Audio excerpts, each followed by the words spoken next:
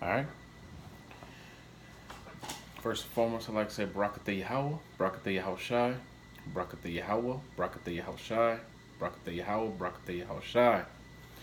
Double honors unto the apostles and elders of Great Millstone. Shalom, one, peace and blessings to the Akim who go out throughout the four corners of the earth to teach this truth and all righteousness. Shalom to you, Akim. Slakia. Um, so yeah, back at it again. Still reading in this magazine, and that I did a previous video on, which was Elijah's Chariots of Fire. The second part of this magazine that I was reading was Zechariah's Flying Objects. And the part I want to get into is just the flying roll. You know, as we know in GMS, the flying roll is to chariots, right? And the chariots of the Most High, which you people ignorantly call UFOs, right? We have identified them through the spirit and power of Yahweh Bashem Yahushai in these scriptures to be the chariots of the Most High, which the angels and Yahushai travel in. Right, so without further ado, I'm gonna jump right into it.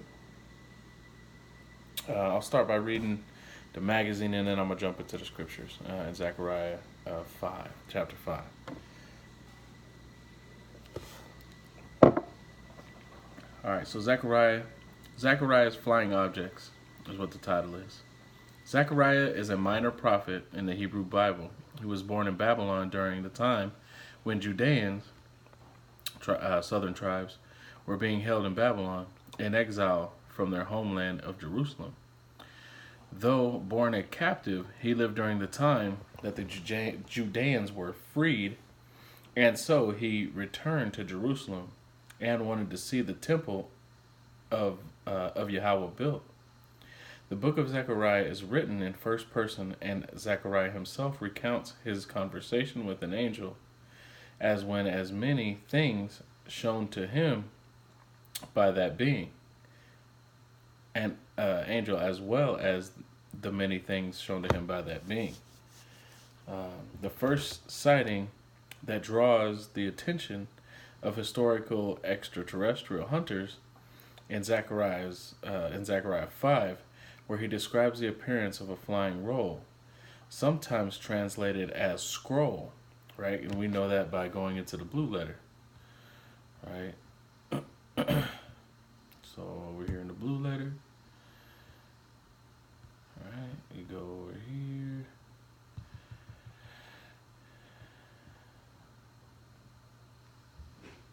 In the Hebrew, it is Magalaha. So Magala. Right. I said it like they do on the pronunciation. They would pronounce it different though.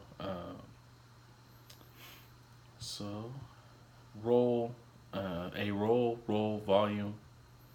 The volume of the book rolled together as the ancient custom, right? So when he looked in the sky, he seen what looked like a roll or a scroll that was being rolled together, the volume of a book, right? So yeah, it basically just breaks it down as roll in here. There is a part where it talks about a scroll, but for edification's sake, I'll come back to that. If I find it, I'll put it in the description box. Reading on. But either way, he describes a cylinder shape. The length thereof is 20 cubits, and the breadth thereof 10 cubits. 30 feet by 15 feet. Right? So let's get into that. This is Zechariah chapter 5, verse 1. Then I turned and lifted up mine eyes and looked, and behold, a flying roll. And he said unto me, What seest thou? And I answered, I see the flying roll, and the length thereof is 20 cubits, and the breadth thereof is 10 cubits. Then said he unto me, This is the curse that goeth forth over the face of the whole earth. For everyone that stealeth shall be cut off as on this side according to it, and everyone that sweareth shall be cut off as on the side according to it. And I will bring it forth, saith Yahweh of hosts, and it shall enter into the house of the thief, and into the house of him that sweareth falsely by my name. See, and that's where that sweareth word gets misconstrued, because it's talking about making an oath or swearing by something, right? My name, and it shall remain in the midst of his house, and it shall consume it with the timber thereof and the stones thereof, right? Because when Yahweh comes back in those, what the world ignorantly calls UFOs, he's bringing judgment, right? He says he came not to bring peace on earth, but a sword, right? And that sword, that weapon is going to be the laser beams that come out of the UFOs. What you ignorantly call UFOs, the chariots of the Most High Power Yahweh Bashem Yahushua. Right, so the like I was saying, when Yahweh comes back,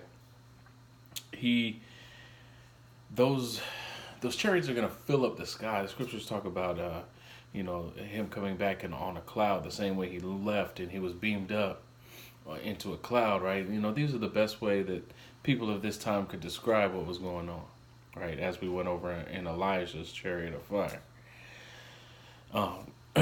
But the Most High, there's millions of angels as well, and those angels are going to come back with Yahweh Shai, and they're going to fill up the sky. Michael the archangel, as well, as we went over, just like we did in Elijah.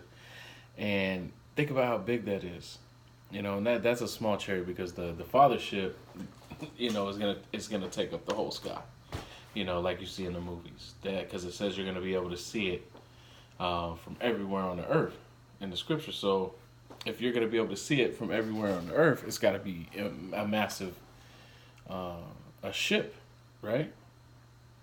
So this one here was what did it say? It said it was 30 feet by 15 feet. That's big. Like, a basketball hoop is 12 feet. And you gotta, from top to bottom, it's probably 15 feet from the top of the goal, maybe more. So it's about that big, right? And then it was 30 feet, right? That's huge.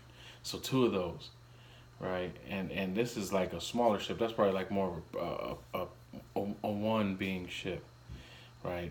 There's tiny ones. There's tiny ships. There's huge ships.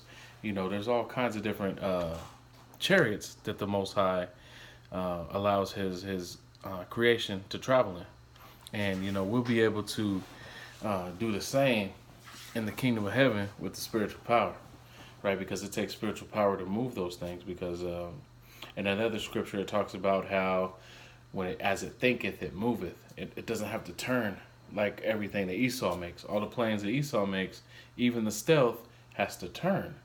This moves as a thought, almost in a different dimension. So, it's just beautiful that I found this magazine and it's bringing out these scriptures, and maybe it's gonna edify a hopeful elect that sees that the scriptures do talk about the chariots, right? Because that's where we lose a lot of people. We start getting into talking about the chariots of the Most High being UFOs, and people are like, what are you talking? Are y'all crazy? You know what I'm saying? But like, it clearly talks about it, right? And then you have these white, some of them are super educated, and they they call it extraterrestrial hunting, right? And we're terrestrial, so extraterrestrial would be like us with spiritual power. Celestial would be like Yahweh, Yahweh Shai in their form in heaven, right?